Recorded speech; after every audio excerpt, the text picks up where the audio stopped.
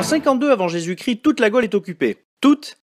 Oui, toute. Après la défaite à Alésia, Vercingétorix s'est vu obligé de déposer les armes devant César, et l'Empire romain va ensuite s'étendre jusqu'au Rhin, incluant la ville actuelle de Cologne, Colonia Agrippina. Non contents d'avoir fait de la Méditerranée un simple lac au milieu de leur territoire, les Romains cherchent à étendre leur empire et ont des vues sur les peuples barbares à l'est du Rhin qu'ils appellent germains. Ils vont parvenir à gagner quelques batailles contre plusieurs tribus, poussant d'autres, par peur de se faire écraser, à passer des accords avec Rome, les plaçant dans un état d'autonomie contrôlée. Afin de soumettre toujours un peu plus ces peuples, l'armée impériale prenait sous son aile des enfants qu'ils envoyaient à Rome afin d'en faire de futurs soldats. L'un de ces enfants était Arminius, fils d'un des chefs de la tribu des Chérusques, située entre les actuels Bielefeld et Hanovre. Il est envoyé à Rome avec son frère à l'âge de 10 ans. Il devient chevalier dans l'armée, se bat dans les guerres en Illyrie et Hispanie, obtient la citoyenneté romaine et, selon les sources de l'époque, se voit lui-même plus comme un Romain que comme un Germain. Mais le tournant va venir alors qu'il est envoyé en Germanie en l'an 7. Les Romains ont pris de plus en plus le contrôle de la du Rhin et souhaitent avancer encore vers l'est. Arminius voit que l'Empire s'est imposé dans ses anciennes contrées et que celui-ci collecte d'importants impôts auprès de villages qui sont à peine suffisants.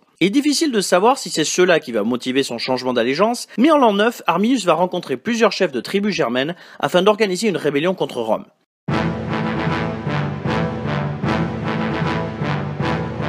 Si Rome exerce une influence sur les tribus germaniques, celles-ci ne sont pas pleinement intégrées à l'Empire. Aucun tracé de route, aucune ville n'est construite par les Romains et une pleine intégration de ces territoires semble compliquée. Néanmoins, l'armée se comporte en occupant et cette apparente arrogance est mal perçue par les populations locales. Aucun respect n'est montré envers les coutumes germaniques et les traditions des peuples. C'est justement quand Arminius retourne dans ses terres d'origine qu'il constate l'attitude romaine et est choqué de la façon dont l'empire qu'il sert se comporte avec les autres germains. Il pense alors que les peuples au-delà du Rhin doivent se soulever contre Rome afin d'adresser un message clair d'autonomie des Germains. Mais rien qu'au sein de sa tribu des Chérusques, Arminius ne fait pas l'unanimité. Si son père Sigimérus est resté chef et se montre prêt à suivre son fils dans un soulèvement contre Rome, d'autres membres de l'aristocratie chérusque, tels que Ségeste, veulent garder leur alliance à l'Empire. Ségeste va même jusqu'à prévenir Varus des plans d'Arminius. Varus était devenu en l'an 7 de notre ère gouverneur de Germanie, implanté à Mogontiacum, l'actuelle Mayence.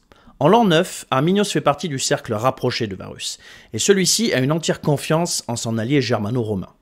Ségeste n'est d'ailleurs pas le seul qui tente de convaincre le gouverneur d'une trahison imminente de la part d'Arminius, mais il refuse de croire tous ceux qui disent que le Chérusque lui fournit de fausses informations. Arminius et son père parviennent à convaincre leur tribu de l'offensive à mener contre l'armée romaine, et ils sont joints dans cette entreprise par 4 autres peuples. Les Mars, installés entre la Ruhr et la Weser, les Chattes ou Cates, vivant dans l'actuelle frontière entre la Rhénanie-Nord-Westphalie et la Hesse, et les Agrivariens et Bructères, peuples de l'actuelle Basse-Saxe. Arminius parvient à convaincre Varus de déplacer les troupes installées en Germanie à travers la forêt du Teutoburg. Une fois que les Romains sont au plus profond du bois et qu'ils traversent un passage étroit, les combattants germains sortent de derrière les arbres et prennent au piège les légions. On estime qu'environ 15 000 Germains ont combattu plus de 20 000 légionnaires, dont l'écrasante majorité est assassinée, le reste placé en esclavage. Les estimations vont de 16 à 20 000 Romains morts sur le champ de bataille, avec Varus qui décide de se suicider. Si Rome mènera par la suite des campagnes de représailles sanglantes envers les peuples ayant combattu dans la forêt du Teutoburg, l'Empire va abandonner ses ambitions de faire des terres au-delà du Rhin des colonies romaines, et l'an 9 deviendra dans les siècles suivants un des mythes créateurs de l'histoire allemande.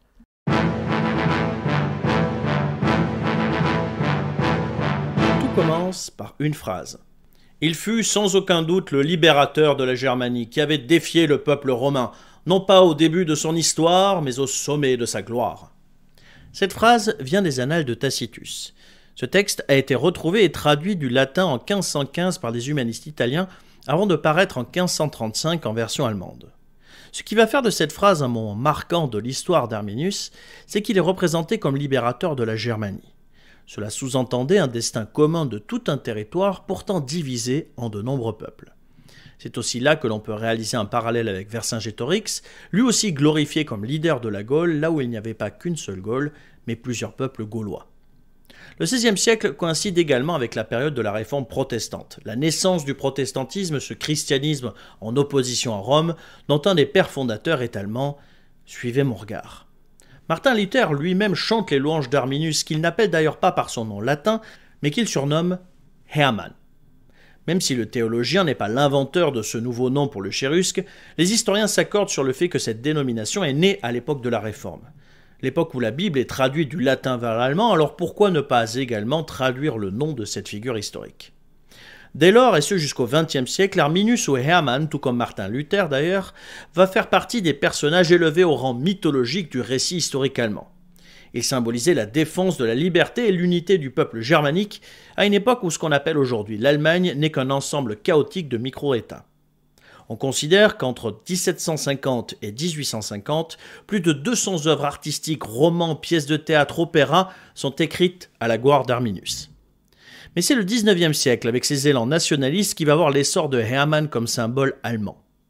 Les guerres napoléoniennes mettent fin à 1000 ans de Saint-Empire romain germanique, et l'empereur français redessine les frontières de l'Europe, et notamment celles de l'actuelle Allemagne, comme bon lui semble. Mais en faisant cela, il devient un ennemi derrière lequel toutes les forces allemandes peuvent se rassembler, comme Rome l'avait été au 1er siècle de notre ère pour les Germains. Mais c'est surtout la naissance de l'Empire allemand en 1871 qui va mettre en scène Arminius comme le début de ce long chemin vers l'unité. Un symbole du retour de la mythologie arminienne est le Hermannsdenkmal. Les travaux du monument de Hermann avaient commencé en 1835, mais après les répressions contre les mouvements unitaires, ceux-ci avaient connu un coup d'arrêt. Néanmoins, après la guerre franco-prussienne et l'unité allemande de 1810 et 1871, le projet reçoit d'importants dons, notamment du Reichstag et du nouvel empereur Guillaume Ier.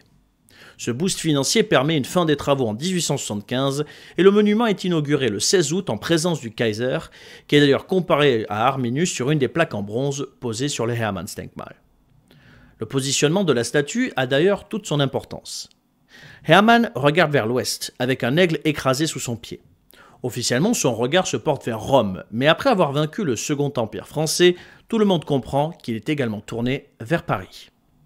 L'enthousiasme pour la personne d'Arminius va néanmoins baisser drastiquement après la période nationale-socialiste. Les nazis se sont beaucoup servis de Hermann comme héros allemand, réalisant même des affiches électorales en 1933 avec la personne d'Adolf Hitler au premier plan et le Hermannsdenkmal en fond.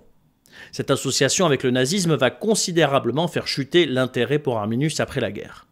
Ces dernières années, néanmoins, la recherche historique s'est recentrée sur une exploration sérieuse du Cherusque et de la bataille de Teutoburg, et de leur mise en scène dans le mythe historique allemand, refaire de Hermann Arminius.